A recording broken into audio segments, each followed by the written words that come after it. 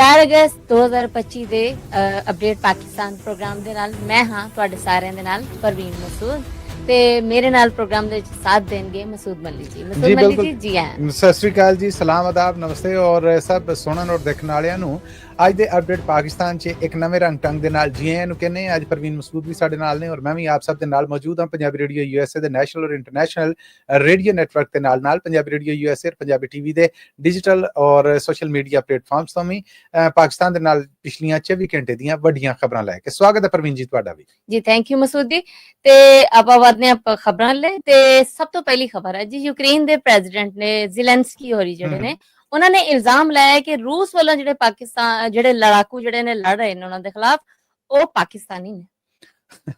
ਜੀ ਜ਼ੈਲੈਂਸਕੀ ਉਹਨਾਂ ਨੇ ਇਲਜ਼ਾਮ ਸਿਰਫ ਪਾਕਿਸਤਾਨ ਤੇ ਨਹੀਂ ਲਾਇਆ, ਉਹਨਾਂ ਨੇ ਇਸ ਬਾਰੇ ਤਾਜਕਿਸਤਾਨ ਦਾ ਨਾਂ ਲਿਆ, ਉਜ਼ਬੇਕਿਸਤਾਨ ਦਾ ਨਾਂ ਲਿਆ, ਚਾਈਨਾ ਦਾ ਇੱਥੇ ਤੱਕ ਨਾਂ ਲਿਆ, ਅਫਰੀਕਾ ਦੇ ਬਹੁਤ ਸਾਰੇ ਮੁਲਕਾਂ ਦਾ ਨਾਂ ਲਿਆ ਆ। ਪਰ ਇਸ ਖਬਰ ਨੂੰ ਕੋਈ ਮਾੜੀ ਧਾੜੀ ਖਬਰ ਦੇ ਤੌਰ ਤੇ ਨਾ ਦੇਖੋ ਪ੍ਰਵੀਨ ਜੀ।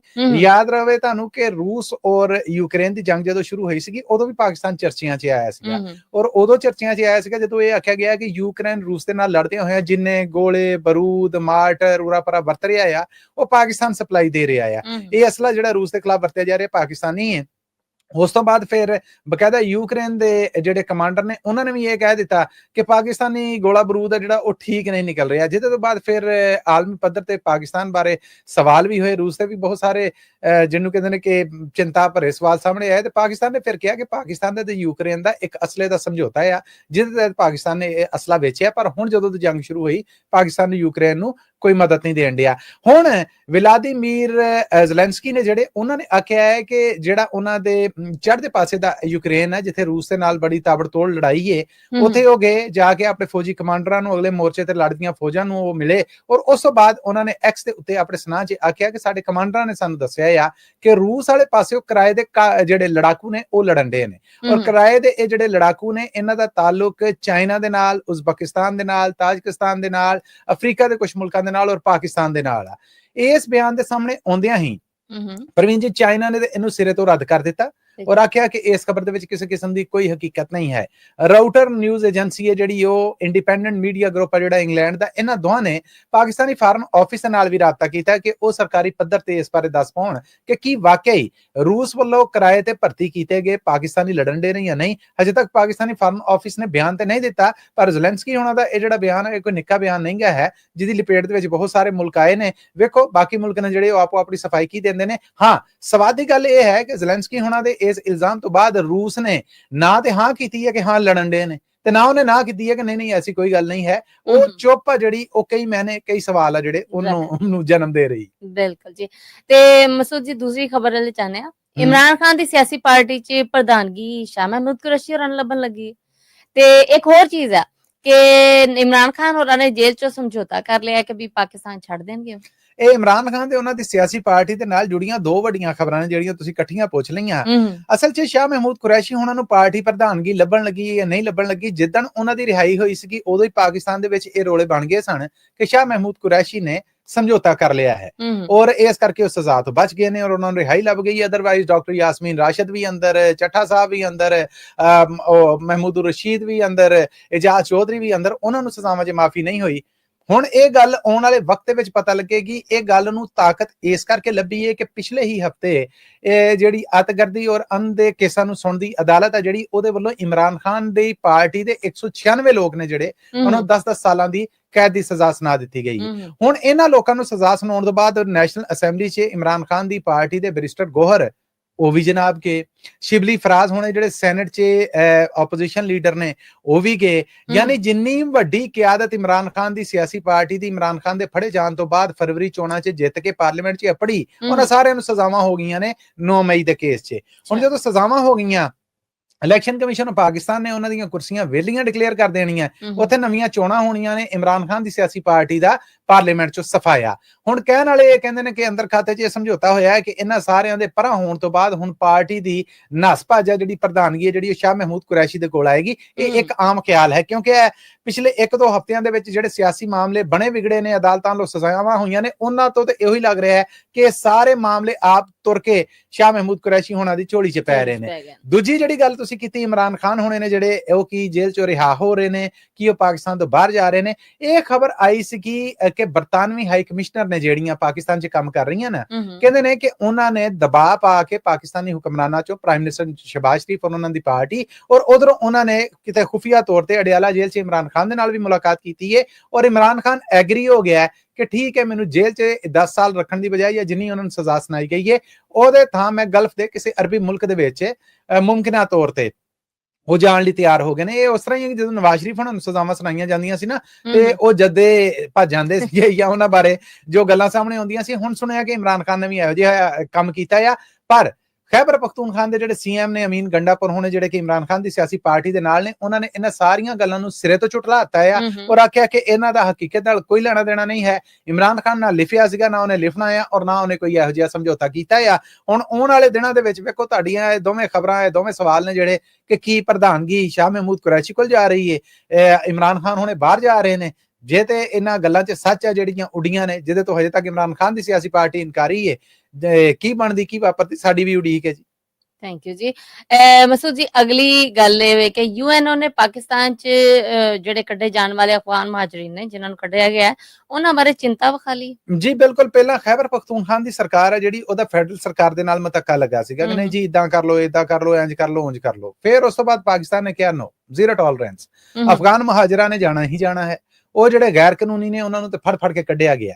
ਹੁਣ ਦੁਬਾਰਾ ਬਲੋਚਿਸਤਾਨ ਦੀ ਸਰਕਾਰ ਨੂੰ ਔਰ ਖੈਬਰ ਪਖਤੂਨਖਵਾ ਦੀ ਸਰਕਾਰ ਨੂੰ ਪਾਕਿਸਤਾਨ ਦੀ ਫੈਡਰਲ ਸਰਕਾਰ ਨੇ ਕਿਹਾ ਕਿ ਬਦਅਮਨੀ, ਇਹ ਧਮਾਕੇ, ਇਹ ਸਾਰੇ ਮਾਮਲੇ ਜਿਹੜੇ ਹੈ ਨੇ ਇਹਨਾਂ 'ਚ ਅਫਗਾਨ ਮਹਾਜਰ ਜਿਹੜੇ ਗੈਰ ਕਾਨੂੰਨੀ ਤਰੀਕੇ ਦੇ ਨਾਲ ਆਏ ਨੇ, ਜਿਨ੍ਹਾਂ ਕੋਲ ਕਾਨੂੰਨੀ ਵੀ ਕੋਈ ਕਾਗਜ਼ ਪੱਤਰ ਹੈ ਆ, ਇਹਨਾਂ ਨੂੰ ਅਸੀਂ ਇਥੋਂ ਕੱਢਣਾ ਹੀ ਕੱਢਣਾ। ਇੱਕ ਤੇ ਇਹ ਕਿ ਇੰਟਰਨੈਸ਼ਨਲ ਮਹਾਜਰਾਂ ਦਾ ਫੰਡ ਆ ਜਿਹੜਾ ਉਹਦੀ ਬੰਦਿਸ਼ ਹੋ ਗਈ, ਯੂਐਸ ਏਡ ਆ ਜਿਹੜੀ ਉਹ ਬੰਦ ਹੋ ਗਈ। ਪਾਕਿਸਤਾਨ 'ਚ ਆਪ ਗਰੀਬੀ ਇੰਨੀ ਹੈ, ਸਰਕਾਰ ਕੋਲ ਮਨਸੂਬਿਆਂ ਦਾ ਲਾਉਣ ਜੋਗਾ ਪੈਸਾ ਨਹੀਂਗਾ, ਉਹ ਇਹਨਾਂ ਅਫਗਾਨ ਮਹਾਜਰਾਂ ਦਾ ਦਾਲ ਦਲੀਆ ਜਿਹੜਾ ਉਹ ਕਿੱਥੋਂ ਪੂਰੀਆਂ ਕਰੇਗੀ।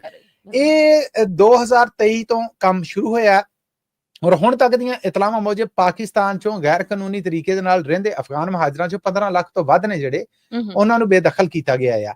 ਹੁਣ ਹੁੰਜਾ ਫਿਰ ਰਿਹਾ ਬਲੋਚਿਸਤਾਨ ਵਾਲੇ ਪਾਸੇ, ਸੂਬਾ ਖੈਬਰ ਪਖਤੂਨਖਵਾ ਵਾਲੇ ਪਾਸੇ ਕਿ ਇੱਥੇ ਜਿੰਨੇ ਹੈ ਨੇ ਉਹਨਾਂ ਨੂੰ ਆਖਿਆ ਕਿ ਤੁਹਾਡੇ ਕਾਨੂੰਨੀ ਕਾਗਜ਼ ਪੱਤਰ ਵੀ ਹੈ ਨੇ ਤੇ ਬਸ ਬਹੁਤ ਤੁਹਾਡੀ ਪਰੋਣਚਾਰੀ ਕਰ ਲਈ, ਹੁਣ ਆਪਣੇ ਘਰ ਜਾਓ ਤੇ ਉੱਥੇ ਵਸੋ। ਔਰ ਇਹ ਕੰਮ ਉਦੋਂ ਭਖਿਆ ਹੈ ਜਦੋਂ ਇਸਰਾਈਲ ਔਰ ਈਰਾਨ ਜੰਗ ਤੋਂ ਬਾਅਦ ਈਰਾਨ ਨੇ ਬਹੁਤ ਸਾਰੇ ਅਫਗਾਨੀਆਂ ਨੂੰ ਇਸ ਕਰਕੇ ਕੱਢ ਦਿੱਤਾ ਕਿ ਉਹ ਇਸਰਾਈਲ ਵਾਸਤੇ ਉੱਥੇ ਜਸੂਸੀ ਕਰਦੇ ਸਨ। ਅਫਗਾਨਾਂ ਤੇ ਉੱਥੇ ਇਲਜ਼ਾਮ ਆ ਕਿ ਉਹ ਪੈਸੇ ਲੈ ਕੇ ਇਸਰਾਈਲ ਦੇ ਜਸੂਸ ਸਨ ਔਰ ਪਾਕਿਸਤਾਨ 'ਚ ਇਲਜ਼ਾਮ ਆ ਕਿ ਜਿੰਨੀ ਅਤਗਰਦੀ ਹੈ ਉਹਦੇ ਪਿੱਛੇ ਇਹਨਾਂ ਦਾ ਹੱਥ ਆ, ਇਹ ਲੜਨ ਡੇ ਨੇ। ਸੋ ਦੋਵੇਂ ਮੁਲਕਾਂ ਨੇ ਆਪੋ ਆਪਣੇ ਅਮਨ ਵਾਸਤੇ, ਆਪਣੇ ਮੁਲਕ ਦੇ ਭਲੇ ਵਾਸਤੇ, ਫਾਇਦੇ ਵਾਸਤੇ ਇਹਨਾਂ ਨੂੰ ਇਥੋਂ ਹੁੰਜਾ ਫੇਰਿਆ। ਉਹਦੇ ਤੇ ਯੂਐਨਓ ਦਾ ਇਹ ਕਹਿਣਾ ਹੈ ਕਿ ਜਿਨ੍ਹਾਂ ਕੋਲ ਲੀਗਲ ਪੇਪਰ ਸਨ ਪਾਕਿਸਤਾਨ ਉਹਨਾਂ ਨੂੰ ਕੱਢ ਕੇ ਚੰਗਾ ਨਹੀਂ ਕਰ ਰਿਹਾ। ਸੋ ਚਿੰਤਾ ਇਹ ਹੈ। ਪਾਕਿਸਤਾਨ ਦਾ ਇਹ ਕਹਿਣਾ ਹੈ ਕਿ ਮੇਰੇ ਅੰਦਰ ਦੇ ਮਾਮਲੇ ਨੇ ਜਿਹੜੇ ਉਹਨਾਂ ਦੀ ਖਰਾਬੀ ਦੇ ਵਿੱਚ ਡਾਇਰੈਕਟ ਇਹ ਅਫਗਾਨ ਮਹਾਜਰ ਨੇ ਜਿਹੜੇ ਇਹਨਾਂ ਦਾ ਹੱਥ ਆ ਕਿ ਕੋਈ ਧਮਾਕਾ ਹੁੰਦਾ, ਫਾਇਰਿੰਗ ਹੁੰਦੀ ਹੈ, ਕੋਈ ਮਾਮਲਾ ਹੁੰਦਾ ਹੈ, ਫੋਰਸਿਸ ਦੇ ਉੱਤੇ ਹਮਲਾ ਹੁੰਦਾ, ਥਾਣਿਆਂ ਤੇ ਹਮਲੇ ਹੋਣਦੇ ਨੇ। ਸੋ ਇਸ ਕਰਕੇ ਇਹ ਹੁਣ ਹੋਰ ਬਰਦਾਸ਼ਤ ਨਹੀਂ ਗੇ ਹੈ। ਤੇ ਇੱਕ ਹੋਰ ਨਵੀਂ ਖਬਰ ਸਾਹਮਣੇ ਆਈ ਹੈ ਮਸੂਦ ਜੀ ਕਿ ਪਾਕਿਸਤਾਨ ਨੇ ਅਰਬ ਮੁਲਕਾਂ ਤੇ ਈਰਾਨ ਵਾਸਤੇ ਫੇਰੀ ਸਰਵਿਸ ਸ਼ੁਰੂ ਕਰਤੀ। ਜੀ ਇਹ ਤੇ ਪਹਿਲਾਂ ਚਰਚੇ ਇੱਕ ਹਫ਼ਤਾ ਪਹਿਲਾਂ ਆਏ ਸਨ। ਹੁਣ ਇਹ ਖਬਰ ਤਾਂ ਗਰਮ ਬਹੁਤੀ ਹੋਈ ਹੈ ਕਿ ਪਾਕਿਸਤਾਨ ਤੋਂ ਜਿਹੜੀ ਸਮੁੰਦਰੀ ਮਾਮਲਿਆਂ ਦੀ ਫੈਡਰਲ ਮਿਨਿਸਟਰੀ ਹੈ ਉਹਨੇ ਬਕਾਇਦਾ ਫੇਰੀ ਸਰਵਿਸ ਵਾਸਤੇ ਲਾਇਸੈਂਸ ਦੇ ਦਿੱਤੇ ਨੇ। ਔਰ ਇਹਦੇ ਤੋਂ ਬਾਅਦ ਹੁਣ ਜਿਹੜੇ ਗਲਫ ਦੇ ਮੁਲਕ ਨੇ, ਅਰਬ ਮੁਲਕ ਨੇ, ਈਰਾਨ ਆ, ਇਹਦੇ ਵਾਸਤੇ ਗਵਾਦਰ ਤੋਂ, ਕਰਾਚੀ ਤੋਂ ਬੇੜੀਆਂ ਚੱਲਿਆ ਕਰੀਆਂ, ਜਿੱਦਾਂ ਕਰੂਜ਼ ਚੱਲਦੇ ਨੇ ਇਦਾਂ ਇਹ ਕਰੂਜ਼ ਚੱਲਿਆ ਕਰਨਗੇ, ਉੱਥੇ ਤੱਕ ਜਾਇਆ ਕਰਨਗੇ। ਫਿਰ ਸਬਜ਼ੀਆਂ ਨੇ ਜਿਹੜੀਆਂ ਕਹਿੰਦੇ ਨੇ ਕਿ ਇਹ ਬੜੇ ਤੇਜ਼ ਤਰੀਕੇ ਦੇ ਨਾਲ ਜਿਹੜੇ ਗਲਫ ਦੇ ਮੁਲਕ ਨੇ, ਅਰਬ ਮੁਲਕ ਨੇ, ਇਹਨਾਂ ਨੂੰ ਜਾਇਆ ਕਰਨਗੀਆਂ। ਵਪਾਰ ਦੇ ਵਿੱਚ ਵੀ ਵਾਧੇ ਤੇ ਵੇਖਿਆ ਜਾ ਰਿਹਾ। ਅਸਲ ਜਿਹੜੀ ਆਸ ਉਮੀਦ ਲਾਈ ਜਾ ਰਹੀ ਹੈ ਨਾ ਉਹ ਹੈ ਪ੍ਰਵੀਨ ਕਿ ਇਸ ਸਾਲ ਵੇਖੋ ਪਾਕਿਸਤਾਨੀ ਸਰਕਾਰ ਨੇ ਹਜ ਲਈ ਦਰਖਾਸਤਾਂ ਮੰਗੀਆਂ। ਹਜ ਦਾ ਖਰਚਾ ਇਸ ਸਾਲ ਹੈ ਜਿਹੜਾ 11.5 ਲੱਖ ਤੋਂ ਲੈ ਕੇ 12.5 ਲੱਖ ਹੈ।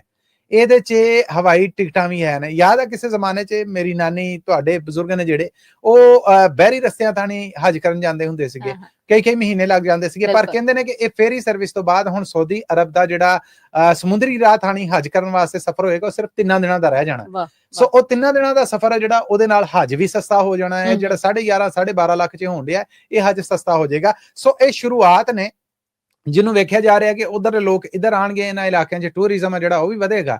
ਔਰ ਫਿਰ ਇਹ ਟਿਕਟ ਮਹਿੰਗੀ ਹੋਣ ਕਾਰਨ ਜਦੋਂ ਸਸਤਾ ਸਫ਼ਰ ਲੱਭੇਗਾ, ਟਾਈਮ ਹੈ ਤੇ 3 ਦਿਨ ਤੱਕ ਸਮੁੰਦਰ ਦੇ ਵਿੱਚ ਨਾਲੇ ਸਫ਼ਰ ਨੂੰ ਇੰਜੋਏ ਕਰੋ, ਨਾਲੇ ਆਪਣੇ ਘੁੰਮ ਫਿਰ ਲਵੋ। ਤੇ ਇਹ ਕੰਮ ਜਿਹੜਾ ਇਹ ਵਾਕਈ ਜੀ ਹੋਇਆ ਔਰ ਉਹਦੇ ਬਕਾਇਦਾ ਲਾਇਸੈਂਸ ਨੇ ਜਿਹੜੇ ਉਹ ਦੇ ਦਿੱਤੇ ਗਏ। ਗੱਲ ਤੇ ਕੋਈ 10 ਸਾਲ ਪੁਰਾਣੀ ਤੁਰੀ ਆਉਣ ਡਈ ਸੀ, ਪਰ ਇਹਦੇ ਤੇ ਕੋਈ ਕਹਿ ਲਵੋ ਕਿ ਅਮਲ ਦਖਲ ਹੋਣ ਨਹੀਂ ਸੀ ਕੱਢਿਆ। ਹੁਣ ਬਕਾਇਦਾ ਤੌਰ ਤੇ ਲਾਇਸੈਂਸ ਦੇ ਦਿੱਤੇ ਗਏ ਨੇ। ਹੁਣ ਕਰੂਜ਼ ਨੇ ਜਿਹੜੇ, ਫੇਰੀਜ਼ ਨੇ ਜਿਹੜੇ, ਉਹ ਚੱਲਿਆ ਕਰਨਗੇ ਸਮੁੰਦਰ 'ਚ, ਈਰਾਨ ਤੱਕ ਵੀ ਜਾਣਗੇ, UAE ਤੱਕ ਵੀ ਜਾਣਗੇ, ਬਾਕੀ ਜਿਹੜੇ ਅਰਬ ਮੁਲਕ ਨੇ ਪੱਟੀ ਦੇ ਨਾਲ ਸਮੁੰਦਰ ਦੇ ਲੱਗਦੇ ਉਧਰ ਤੱਕ ਵੀ ਜਾਣਗੇ। ਸੋ ਪਾਕਿਸਤਾਨ 'ਚ ਲਾਇਸੈਂਸ ਨੇ ਜਿਹੜੇ ਉਹ ਦੇ ਦਿੱਤੇ ਗਏ ਨੇ। ਇਹ ਹੁਣ ਲਾਇਸੈਂਸ ਲੈਣ ਵਾਲੇ ਨੇ, ਇਹ ਆਪਣਾ ਕੰਮ ਕਦੋਂ ਸ਼ੁਰੂ ਕਰਦੇ ਨੇ ਇਹਦੀ ਉਡੀਕ ਹੈ ਜੀ। ਠੀਕ ਹੈ। ਤੇ ਇੱਕ ਹੋਰ ਖਬਰ ਹੈ ਮਲੀ ਸਾਹਿਬ, ਕੱਚੇ ਦੇ ਡਾਕੂਆਂ ਨੇ ਐਲੀਟ ਫੋਰਸ ਜਵਾਨਾਂ ਦੇ ਜਿਹੜੇ ਕਤਲ ਦੀ ਜ਼ਿੰਮੇਵਾਰੀ ਚੱਕ ਲਈ। ਜੀ ਬਿਲਕੁਲ, ਇਹ ਖਬਰ ਸਾਹਮਣੇ ਆਈ ਹੈ। 5 ਲੀਡ ਫੋਰਸ ਜਵਾਨ ਨੇ ਜਿਹੜੇ ਪੰਜਾਬ ਪੁਲਿਸ ਦੇ ਇਹ ਕਮਾਂਡੋਸ ਨੇ, ਛਿਕੜੇ ਮੈਂ ਕਹਿੰਦਾ ਬੱਲੇ ਬੱਲੇ ਇਹਨਾਂ ਦੇ। ਸਾਡੇ ਜਿਹੜੇ ਲੋਕ ਪਾਕਿਸਤਾਨ ਗਏ ਨੇ ਉਹ ਵੇਖਦੇ ਹੋਣਗੇ ਕਿ ਜਦੋਂ ਸੰਗਤਾਂ ਇੱਕ ਥਾਂ ਤੋਂ ਦੂਸਰੇ ਥਾਂ ਜਾਂਦੀਆਂ ਤੇ ਉਹਨਾਂ ਦੇ ਅੱਗੇ ਜਿਹੜੀ ਕਮਾਂਡੋ ਫੋਰਸ ਹੁੰਦੀ ਹੈ ਉਹ ਲੀਡ ਫੋਰਸ ਹੈ। ਸੋ ਇਹਨਾਂ ਦੇ 5 ਲੋਕਾਂ ਨੂੰ 5 ਮੁਲਾਜ਼ਮਾਂ ਨੂੰ ਹਮਲਾ ਕਰਕੇ ਭਾਰੀ ਅਸਲੇ ਦੇ ਨਾਲ ਕਤਲ ਕੀਤਾ ਗਿਆ। ਔਰ ਡਾਕੂ ਤਨਵੀਰ ਉਰਫ ਦੋਦਾ, ਇਹਦੇ ਸਿਰ ਦਾ ਮੁੱਲ ਆ ਜਿਹੜਾ ਉਹ 1 ਕਰੋੜ ਰੁਪਈਆ ਤੈਅ ਸੀਗਾ। ਸੋ ਇਹ ਤੈਅ ਹੋਇਆ ਸੀਗਾ ਕਿ ਇਹਨੂੰ ਤੁਸੀਂ ਕੋਈ ਲੈਣ ਦੇਣ ਕਹਿੰਦੇ ਨੇ ਕਿ ਸਰਕਾਰ ਦੇ ਨਾਲ ਗੱਲਬਾਤ ਇਹਨਾਂ ਦੀ ਚੱਲ ਰਹੀ ਸੀਗੀ ਔਰ ਆਖਿਆ ਗਿਆ ਕਿ ਇਹਨੂੰ ਕੈਦ ਰੱਖਿਆ ਜਾਏਗਾ, ਛੜਾ ਦਿੱਤਾ ਜਾਏਗਾ। ਤਦਬੀਰ ਕੋਈ ਪੁਲਿਸ ਦੇ ਮਹਿਕਮੇ ਦੇ ਨਾਲ ਚੱਲੀ। ਇਹਨਾਂ ਡਾਕੂਆਂ ਨੇ ਜ਼ਿੰਮੇਵਾਰੀ ਕਬੂਲ ਕਰਦੇ ਆਖਿਆ ਹੈ ਕਿ ਜੀ ਇਹ ਸਾਡੇ ਨਾਲ ਇਹਨਾਂ ਨੇ ਗਲਤ ਬਿਆਨੀ ਕੀਤੀ ਔਰ ਇਹ ਜਿਹੜਾ ਦਾਦੂ ਅੰਡਰ ਗਰੁੱਪ ਆ ਇਹਨਾਂ ਦਾ ਇੱਕ ਡਾਕੂ ਸੀਗਾ ਸ਼ਬਾਨ, ਉਹਨੇ ਕਹਿੰਦੇ ਕਿ ਰਿਹਾਈ ਦੇ ਵਾਸਤੇ ਸਾਨੂੰ ਗਲਤ ਬਿਆਨੀ ਕੀਤੀ, ਉਲਟਾ ਸਾਡੇ ਤੇ ਚੜਾਈ ਕੀਤੀ ਗਈ, ਜਿਹਦੇ ਬਦਲੇ 'ਚ ਅਸੀਂ ਫਿਰ ਇਹ 5 ਐਲੀਟ ਫੋਰਸ ਜਵਾਨ ਨੇ ਜਿਹੜੇ ਇਹਨਾਂ ਨੂੰ ਉਹ ਜਿਹੜੀ ਚੌਕੀ ਆਰਜ਼ੀ ਬਣੀ ਸੀਗੀ ਉੱਥੇ ਇਹਨਾਂ ਨੇ ਕਤਲ ਕਰ ਦਿੱਤਾ। IG ਪੰਜਾਬ ਵੀ ਫਿਰ ਇਸ ਇਲਾਕੇ ਵੱਲ ਗਏ ਔਰ ਉਹਨਾਂ ਨੇ ਆਖਿਆ ਕਿ ਇਹ ਉਸ ਗਲਤ ਬਿਆਨੀ ਦਾ ਆ ਜਿਹੜਾ ਉਹ ਅਸੀਂ ਕੀਤਾ ਕਿਉਂਕਿ ਸਾਡੇ ਬਹੁਤ ਸਾਰੇ ਸਾਥੀ ਨੇ ਜਿਹੜੇ ਉਹਨਾਂ ਨੇ ਗ੍ਰਿਫਤਾਰੀ ਦਿੱਤੀ, ਉਹਨਾਂ ਨੂੰ ਝੂਠੇ ਮੁਕਾਬਲਿਆਂ 'ਚ ਮਾਰ ਦਿੱਤਾ ਗਿਆ, ਰਿਹਾਈ ਦਾ ਕਹਿ ਕੇ ਉਹਨੂੰ ਪੁਲਿਸ ਮੁਕਾਬਲੇ 'ਚ ਮਾਰ ਦਿੱਤਾ ਗਿਆ। ਫਿਰ ਅਸੀਂ ਆਪਣੇ ਸਰਦਾਰ ਡਾਕੂ ਦਾ ਬਦਲਾ ਲਿਆ, ਯਾਨੀ ਇਹ ਉਸ ਗੈਂਗ ਦਾ ਪ੍ਰਧਾਨ ਸੀਗਾ ਜਿਹਦੀ ਪਹਿਲਾਂ ਕਹਿੰਦੇ ਨੇ ਕਿ ਪੁਲਿਸ ਨੇ ਰਿਹਾਈ ਦੀ ਕਮਿਟਮੈਂਟ ਕੀਤੀ ਸੀਗੀ।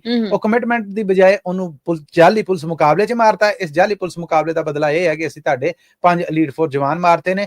ਇਹ ਤੇ ਹੁਣ ਇੱਕ ਗੱਲ ਹੈ ਕਿ ਜਿਹੜੇ ਪੰਜਾਬ ਪੁਲਿਸ ਦੇ ਦਾਅਵੇ ਕਰ ਰਹੀ ਹੈ ਨਾ ਕਿ ਜੀ ਅਸੀਂ ਡਾਕੂਆਂ ਦਾ ਸਫਾਇਆ ਕਰ ਦਿੱਤਾ, ਡਾਕੂ ਹੁਣ ਖੁੱਲ ਡੁੱਲ ਕੇ ਸਾਹਮਣੇ ਆਉਂਦੇ ਨੇ। ਮੈਨੂੰ ਤਾਂ ਕਈ ਵਾਰ ਇਹ ਲੱਗਦਾ ਕਿ ਪੁਲਿਸ ਨਾਲ ਤਗੜੇ ਉਹ ਨੇ। ਬਿਲਕੁਲ ਜੀ।